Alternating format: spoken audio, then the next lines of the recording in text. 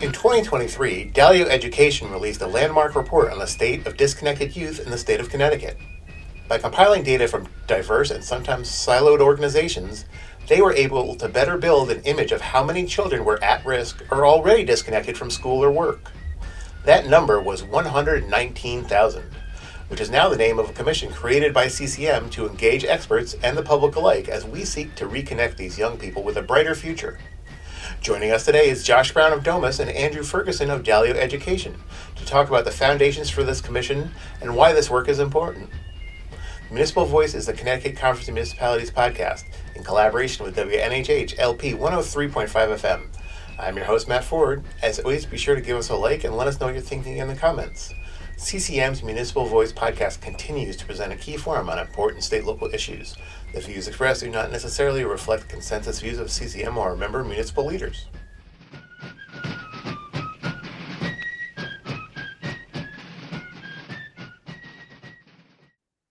Andrew, Josh, thanks for joining us today. Thanks for having us. Good to be with you. Good to have you here. So in March of this year, CCM launched the 119K Commission. Josh and Andrew, you were both co-chairs along with Eleanor Carbone, the mayor of Torrington. Can you each give us a little background on how this came about and what does it mean to be at risk or disconnected? Andrew, we'll start with you.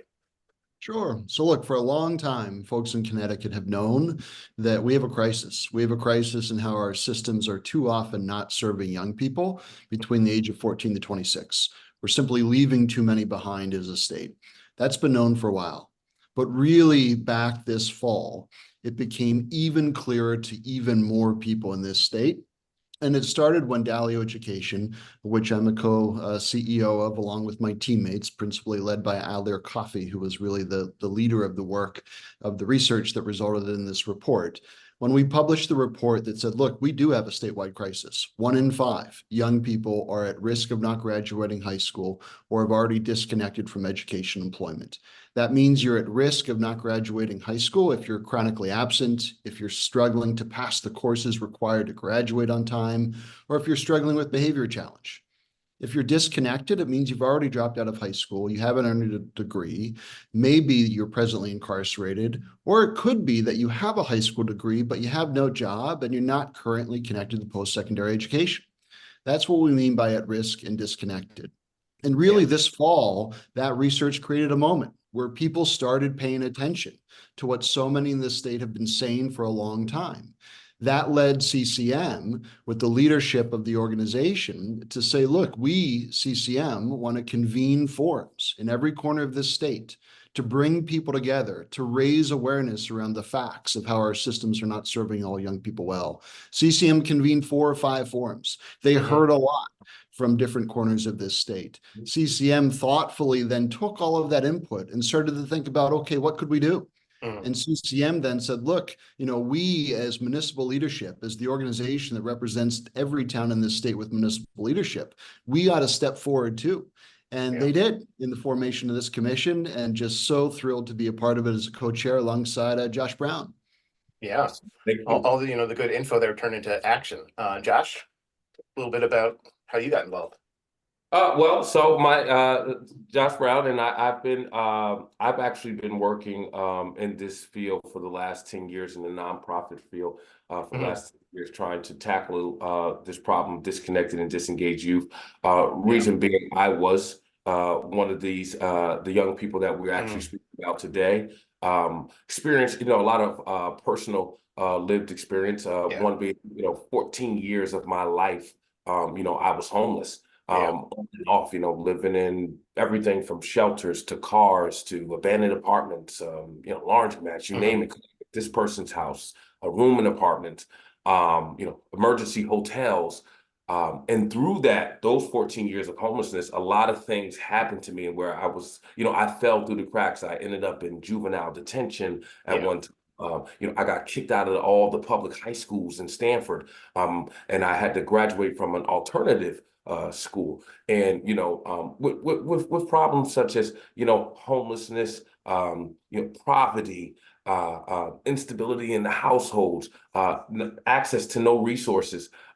This is why those things happen. And it's an honor that I was even selected to be on this commission, and proud to be on it, because these issues that CCM and I hate to, I don't like to toot the Dalio's horn too much. I'm being told to stop that, but with CCM coming to like to do this now, and people like the Dalio Foundation, who has not only released this report, but has been supporting the work of those who've been trying to disconnect. I mean, who's been trying to connect those disconnected and disengaged for a few years now. So, it's very important to me. Again, this is me. I am them. However, with those obstacles in my life, I want the young people, to know, if we connect these 60,000 young people, if we connect them, and then go in depth of connecting, whether that's in the workplace, post-secondary education,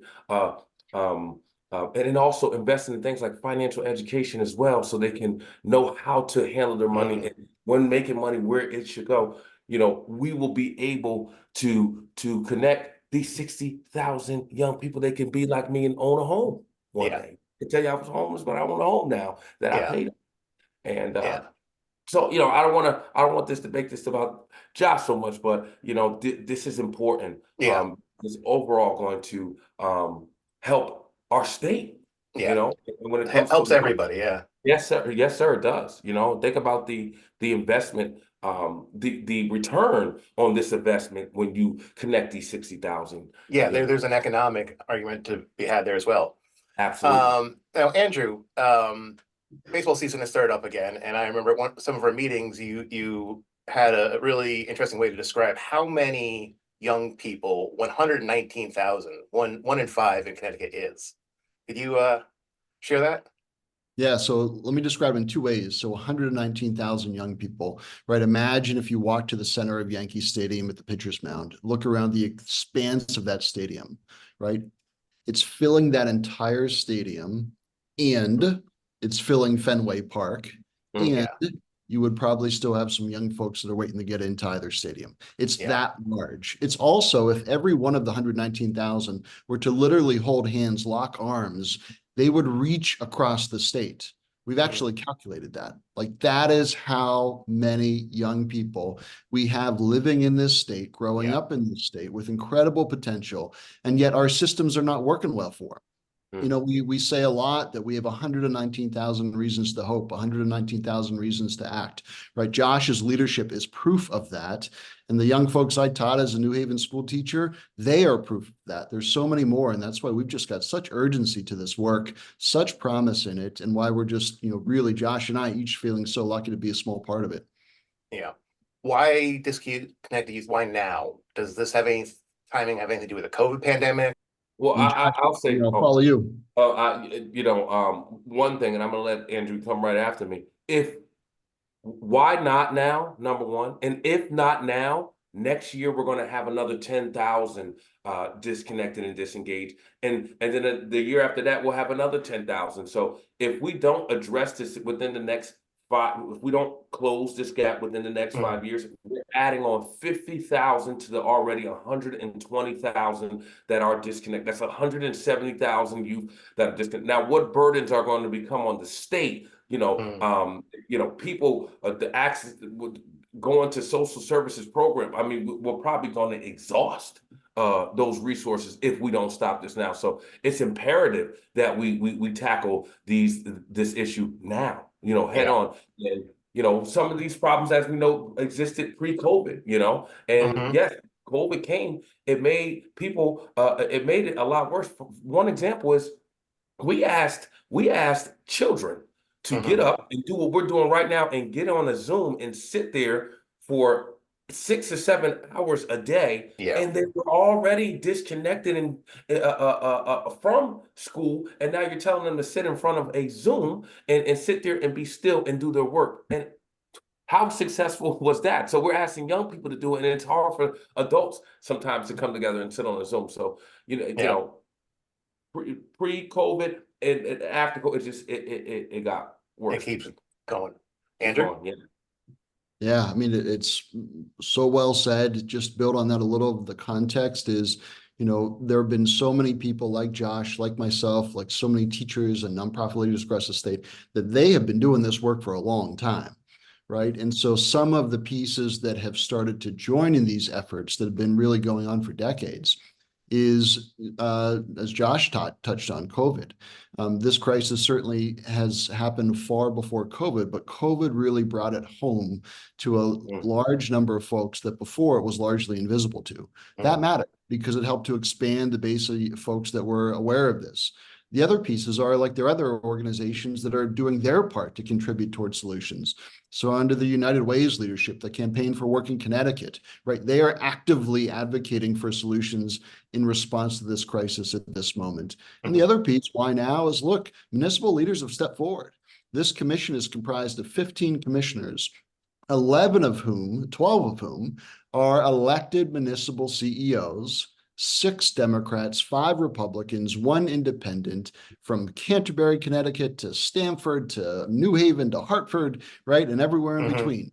The fact that they have stepped forward, that CCM has stepped forward, that is also contributing to this moment. Yeah. And that's why we also just feel such potential for what we can accomplish together.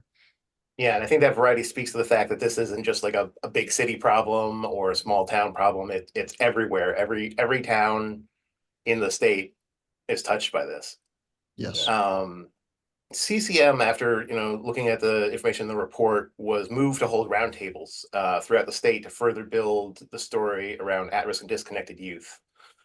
Josh, we actually met you at our first roundtable in Norwalk.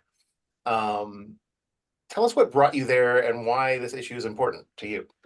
Well, to be honest, I was actually out doing some outreach, and I had got a call that they were going to have they were having a meeting around disconnected and disengaged. CCM was hosting it in Norwalk. It actually was a place that my little sister had attended, and I was like, you know what, if someone can speak about this matter, who not better than myself, to not only live experience, but what I've been trying to do for the past couple of years myself. So when I heard about the meeting, I was like, I have to be there. And I actually got there a little late, and I was like, I probably ain't gonna be able to speak too much. But I was able to speak, and I appreciate CCM and the Dalio Foundation for even wanting to select me to even be on this commission. But I want personally why I wanted to be involved is because I know the severity of this issue, and if we don't tackle it, what it can be, because I can tell you about the success story, but I can also tell you about those that were suffering just like myself, and they fell more through the cracks where some of them are not here today, they have passed away. Some of them are incarcerated and has been incarcerated since their teenage years. So these are the problems. This is what happens. And I don't want to bring this into a number thing, but for every young person that goes to jail, I just want to put this out there. That's $275,000 that the state has to spend on that young person to be incarcerated. Imagine a percentage, 10% of that, $27,000 if it was allocated to help this young person, what it can do. So I don't want to get all into the gist of the numbers and stuff like that, because I tell you, I did 10 years in retail banking too. But the numbers don't lie. So I'm for off you, Andrew. Andrew, Josh touched on some of this with the cost of incarcerating someone, but could you talk a little bit to the economic argument for doing something here? Absolutely. And look, we'd always first start with the moral case, right? Josh and I, we know there is a moral case to care, a moral case to do everything you can. If you aren't persuaded by that, we'll talk numbers with you, because the economics make sense. In other words, if we all do nothing, and if we in Connecticut allow this crisis to continue, or allow our systems to keep failing our young people, the cost that we're already paying is $750 million a year. 400 million is what we taxpayers are spending because way too many young people are disconnected from education employment. 400 million. 350 million is what we are leaving on the table because we aren't successfully helping all young people to thrive. Yeah. In addition to that, if we could, imagine if we could, which we can, help young people connect to jobs in our labor market. Today's labor market has more than 100,000 unfilled jobs. We've done the analysis. There's 56,000 of those jobs that a young adult, 18 to 26 years old, could become competitive for in the next 5 years. If they were to fill those jobs, the GDP impact benefit to Connecticut is $5.5 billion. Wow. That's 2% of the whole Connecticut economy. Yeah. Right. So to Josh's point, it is far cheaper to educate someone than it is to incarcerate someone. Yeah. The economics matter. To your point, Matt, at the outset, this is about every town in this state. It's about the economics of it. It's about the moral case of it. It's about loving every kid. We're talking about the children that are our children or the friends of our children, right? It's about trying to rally Connecticut to work together to address this statewide crisis. Excellent. One important question that will be on a lot of minds is, what is the goals of this commission? Goal's simple. The process will be challenging, but the goal's simple. What Josh and I signed up for, what Mayor Carbone signed up for, and all the other commissioners is to work together to ultimately build a strategy. It's actionable and real for what it would take for Connecticut to get 60,000 young people who are currently at risk or disconnected from education to get 60,000 young people back on track. That's half of those disconnected youth. Correct. Over multiple years, right? This won't happen overnight. Let's set the right expectations. But the goal is to publish a strategy that would show what it would take over multiple years for Connecticut to get 60,000 back on track. And so, in other words, what this is not publish another report. It's not create a big glossy narrative. It's not, talk at 100,000-foot level. It's really create an action plan for what it would take for Connecticut to do this. We have a very intentional, inclusive strategy development process that is drawing in multiple inputs as part of this work, realizing that this CCM commission is one table among many tables in this state of deeply committed people who are trying to make their contribution to addressing this crisis. And so from the CCM side, this commission is trying to do its part and join in concert with many others to do it. So that's why we really are, so clear on what the goal of this is and so intentional about how we're trying to build a very open and inclusive process for how we're going to build this strategy and publish it by October. Great. And what are your roles going to be as co-chairs, Josh?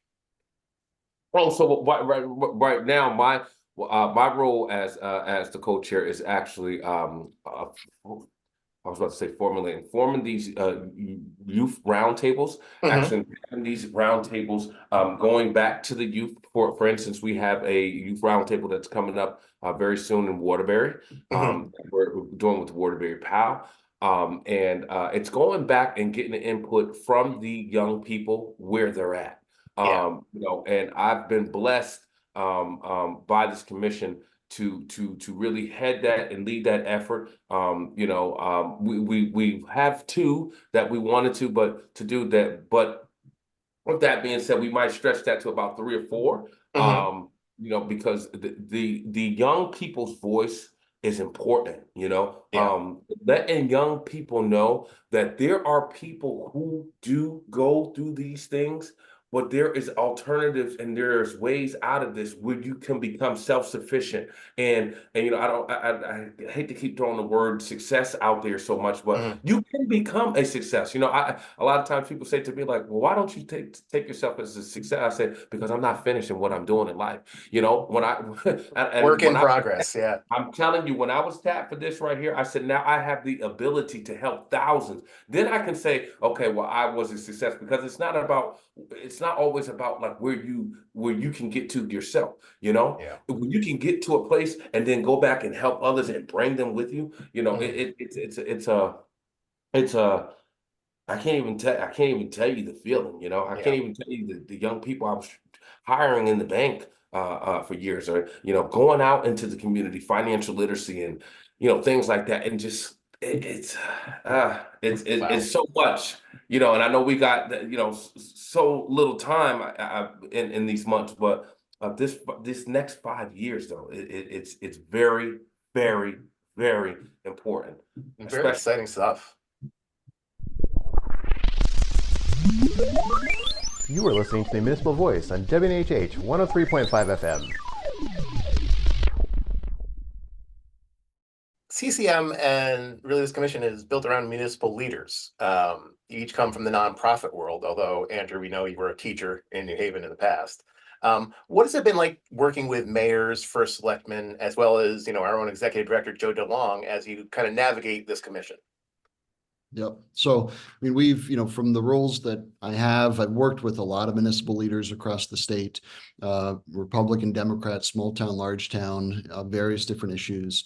And first, I'm always struck by just how decently good they are as people. Like there is a reason they have chosen to devote their life of service to this work. There's a reason they have chosen to run for public office and stand up to all the challenges that entails. Right. And there's a reason that they've also chosen to serve on this commission. I mean, take Mayor Carbone from Torrington as an example, right? She's a co-chair of this commission. There are 1,000 different things Mayor Carbone could be doing with her time. She chooses to do this. And she is investing an incredible amount of time in this commission, right? It's under her leadership with us, with the other commissioners as well, with Joe DeLong as well, that really she is helping to make this a success. And I am confident it will be a success to achieve our goal by October because of her leadership, right? She's an example of so many other municipal leaders that are doing the same thing. I've found that municipal leaders too often, or rather often, do not have time for the politics because they have to be pragmatic in finding the solutions because they are accountable to their communities to do just that. And so therefore, really, it's a roll up the sleeves mentality of trying to understand from multiple points of view, what is the challenge? Why is it happening?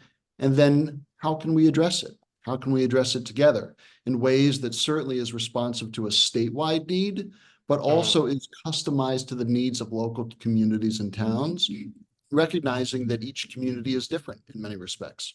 Yeah. And Josh, what has it been like with you working with, these figures from around the state?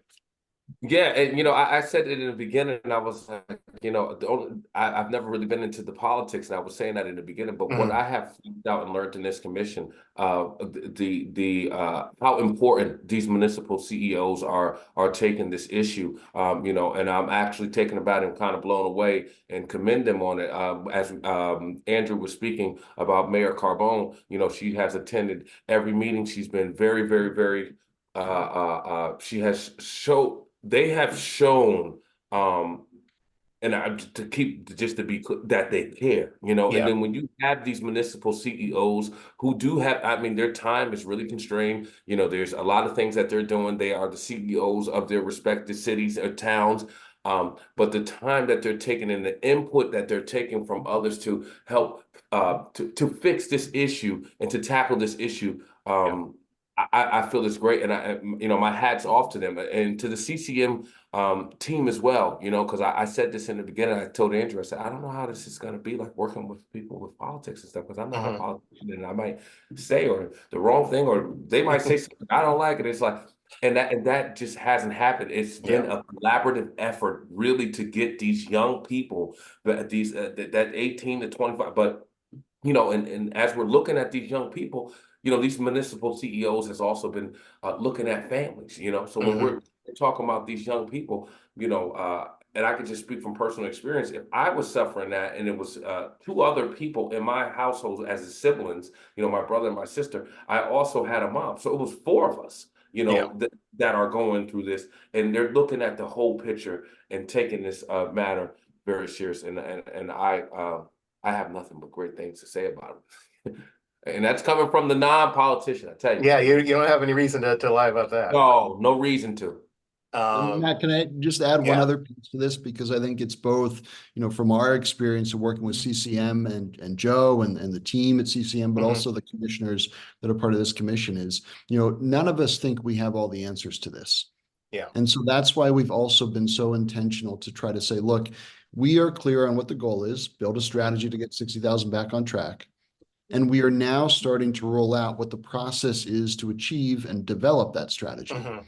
This process is very intentional in the different inputs that we are asking and creating opportunity for. Yeah. So, for example, one of the key inputs are these regional meetings. Mm-hmm. We have 8 regional meetings. The first one was in New Haven at the end of March. The last one will be in October when we release the strategy. Yep. These meetings are intentional about creating opportunity to hear from panelists who are doing this work in every corner of this state, to Mm-hmm. hear from members of the public who want to come to these meetings and share their ideas and expertise.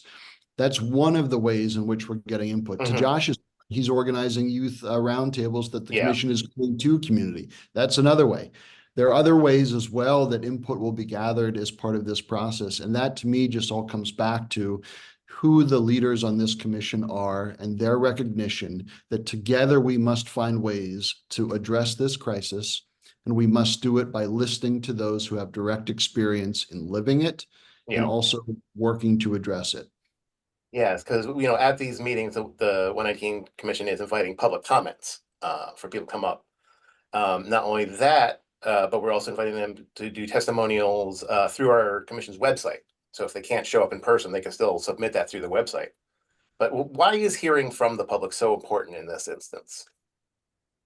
I'll say so. I'll actually pick it back on something Andrew just said that I think has been very key, and that I would like to highlight. He said, those that live the experience, then those that come in, and then there's those who have tried to tackle this issue Yeah. for a while. When you have both, Both perspectives, yeah. it's both. It's important, and then the public. You want to hear from the public, those that are going through these obstacles and these issues, and also those who might have, a part of a solution to help this. Why? Because like Andrew said, it's a collaborative effort. It's going to take a bunch of ideas and a bunch of plans, and it's coming together with one strategy to address this issue. So the public input is important. The commission has stressed that. Yes, there's a lot of experts that we talk to as well, but we want to hear from the public. Yeah. Even to a point where Mayor Carbone did not want, even though our time was up, at 9 o'clock, she still wanted the remaining 14 people to speak because it's that important. Yeah. So Andrew, I'll let you say it. Yeah, well, I mean, just Matt, to bring the folks who are listening kind of into, some of the commissioner conversations that we're having is we always say among ourselves, look, the purpose is clear, build a strategy to get 60,000 back on track. But our goals, what we hold ourselves accountable to are 2. 1, develop that strategy with real concrete things that we think will work and help 119,000 folks who are currently not served well by systems. And second, to do that in a way that includes other people who are not on this commission, so that when you have the strategy, it doesn't sit on a shelf, but it has a lot of people who've been invested in the development of it, so that there then is a group of people who are invested in the success of it, who are going to advocate for it, who are going to do their best to implement it. And ultimately it comes back to, Matt, your question, why? This matters because we're talking about 119,000 young people in our state today who are living and growing up, who we ought to love, and we ought to do better for. So at our first meeting that we had recently, over 100 people from New Haven area showed up at Hill House High School on a Tuesday night for 3 hours. There's some dedication there to give testimony, a lot of them. 30 people signed up to speak. How did it feel to kick off, with such high energy?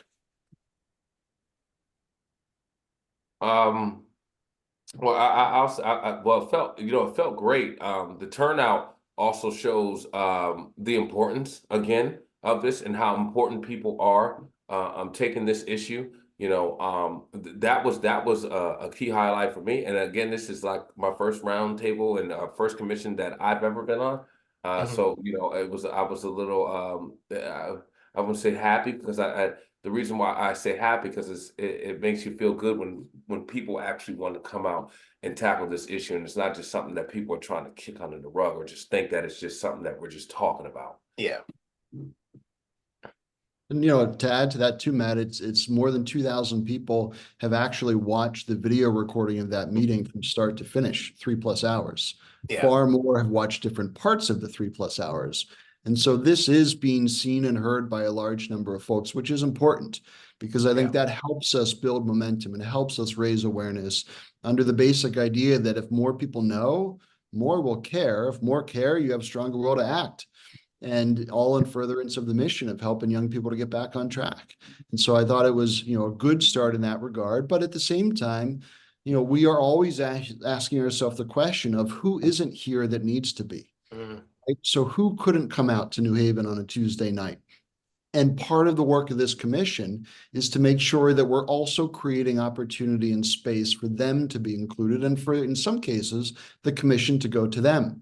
And that's in part why, you know, under Josh's leadership, he's organized the commission on April 18th to go to Waterbury to meet with young people who are currently at risk of not graduating high school, right? That's one example of many that folks will see over the next several months of how this commission is trying to both hear from people, but also go to people so that together we build a strategy that works.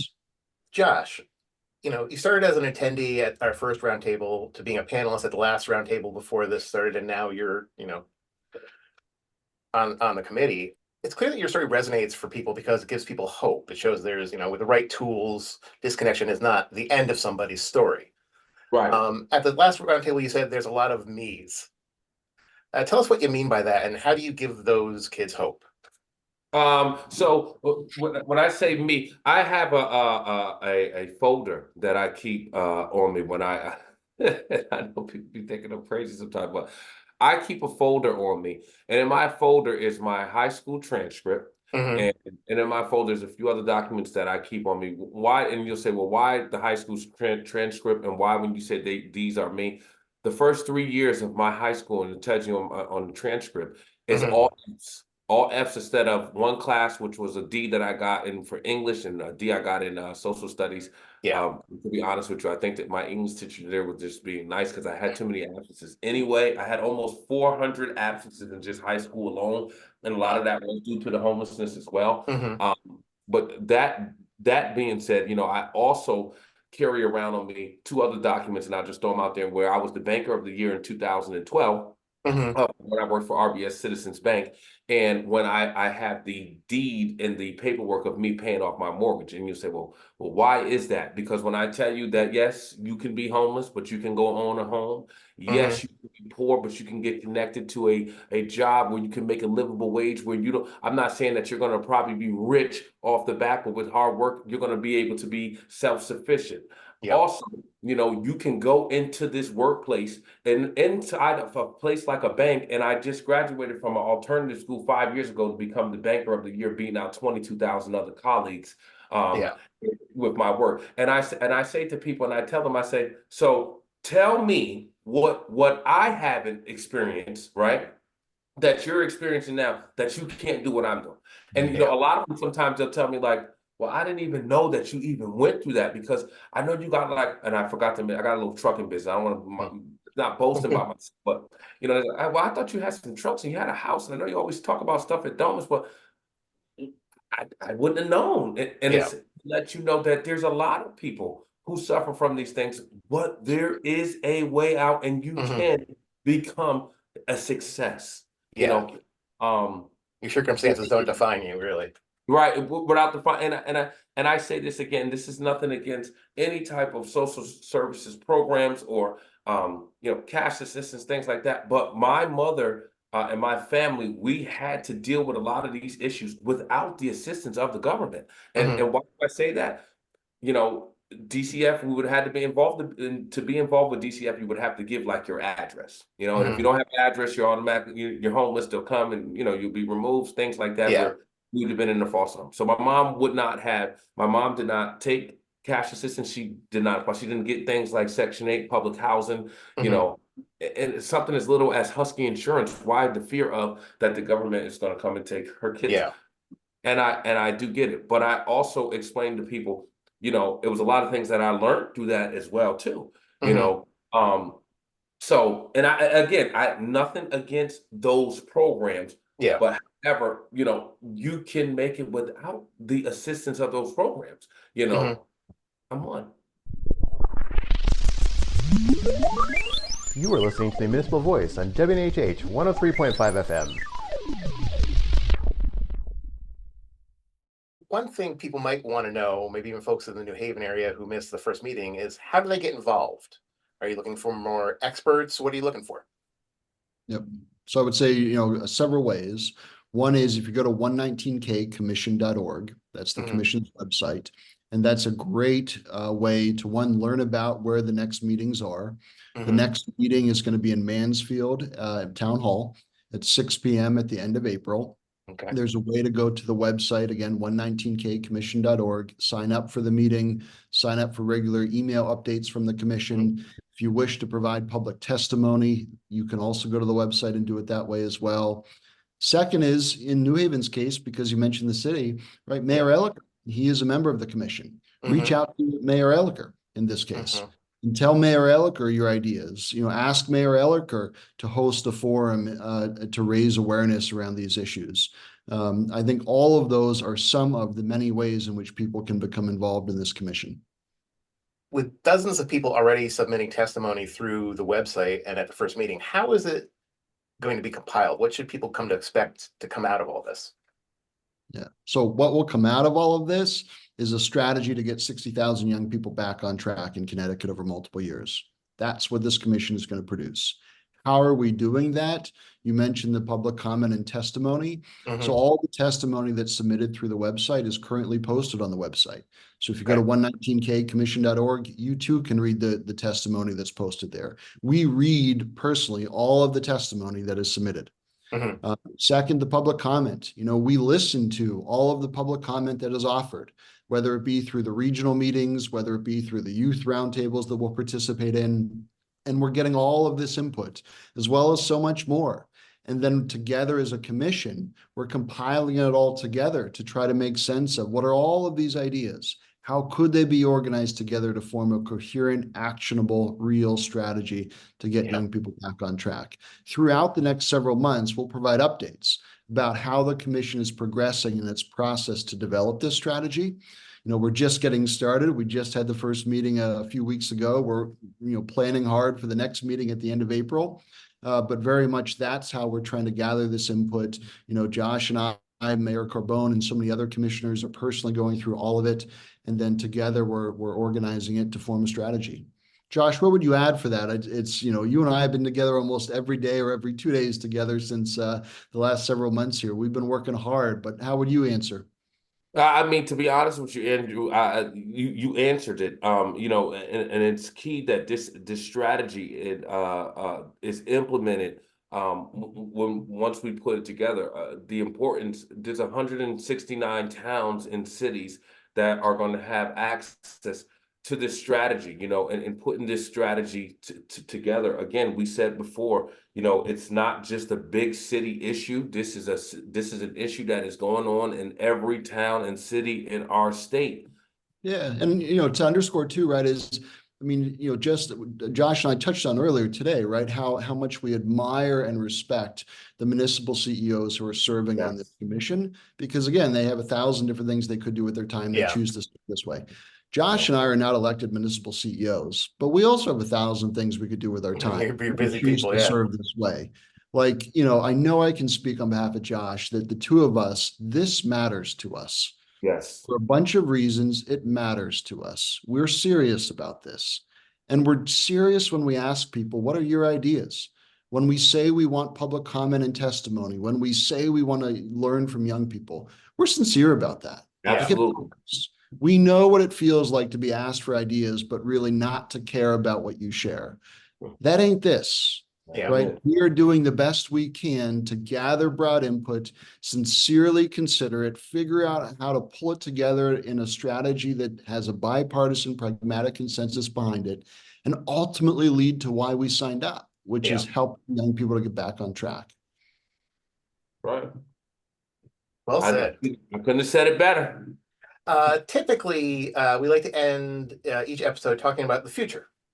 In many ways, the future is unknown for disconnected youth, but the website says there are 119,000 reasons to hope and 119,000 reasons to act.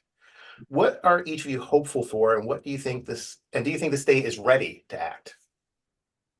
I don't think the state, and I'm not speaking of the state as a government, I'm speaking of Connecticut as a whole. I Hmm. don't think we are all yet ready for this. And Hmm. that's part of why we're doing what we're doing, right? Which is we started back in fall talking about an unspoken statewide crisis. Yeah. We were intentional about those words because really, Josh and I know about this. Teachers know about this. Nonprofit leaders know about this. Municipal CEOs know about this. So many others know about this. Yeah. But there are a lot of people in Connecticut that don't know about this. Mhm. And part of our collective work, part of what CCM has been doing so well for so long and others have been doing so well for so long, is raising broad public awareness and understanding. Hmm. That's important because you have to meet people where they are. You can't assume that people already know about this. You've got to meet them where they are and help to raise awareness around it.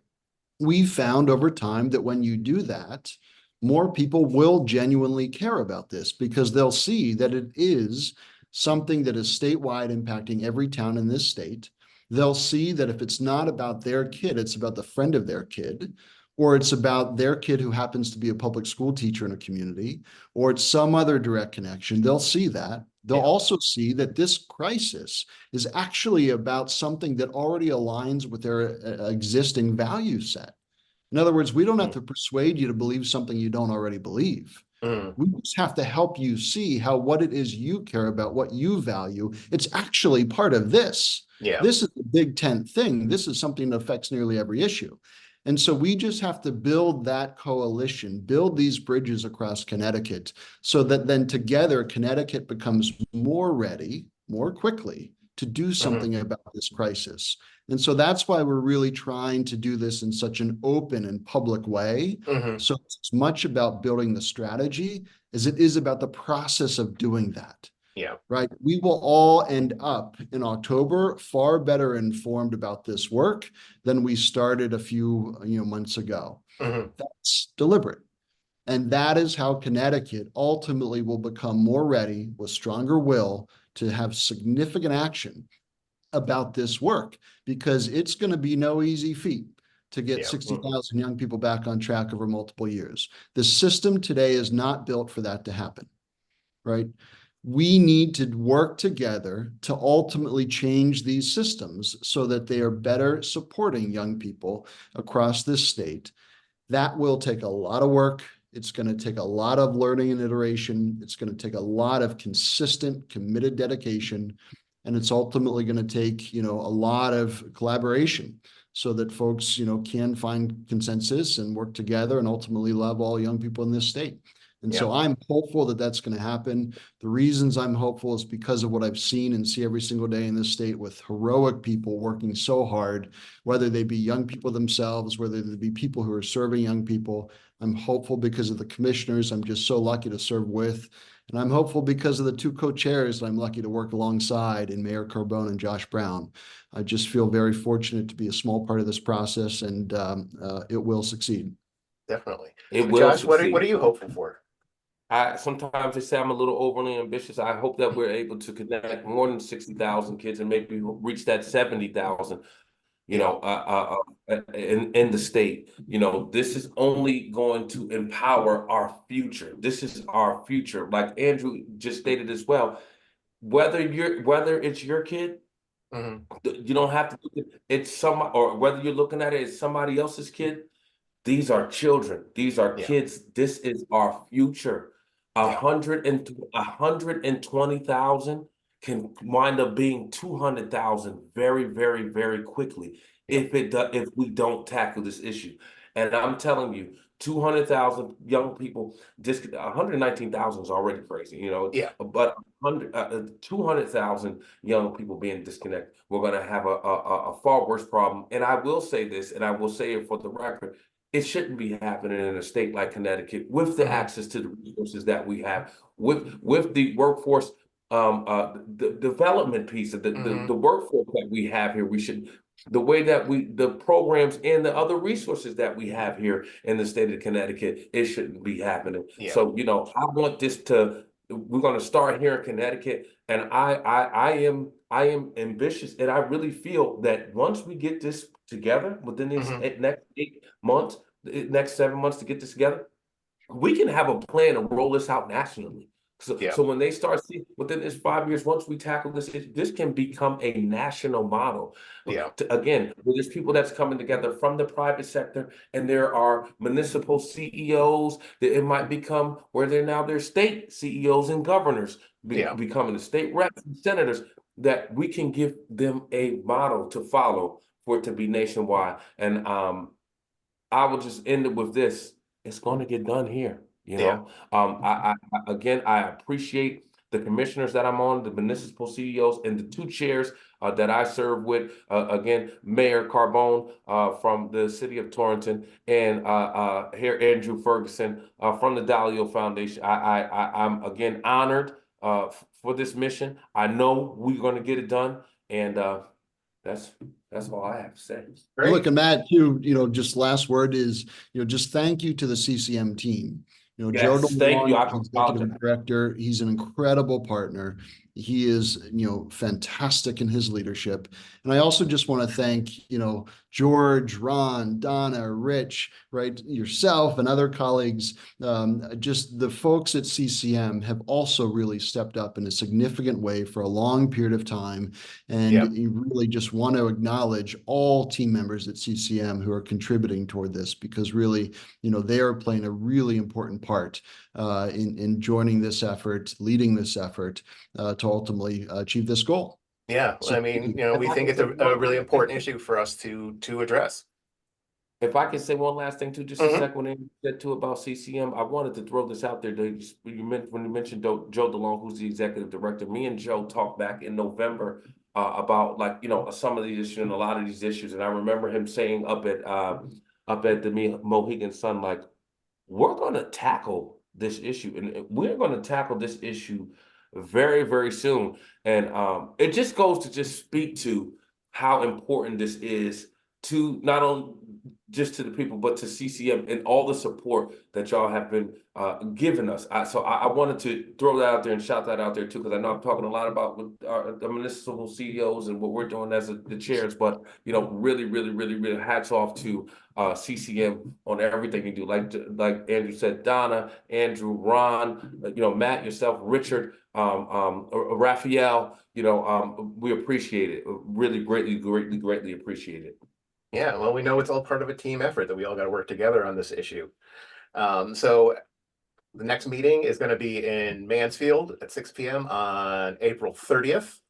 So if people want to come and give testimony or just sit in on that, they can do that. And also it will be online for them to watch.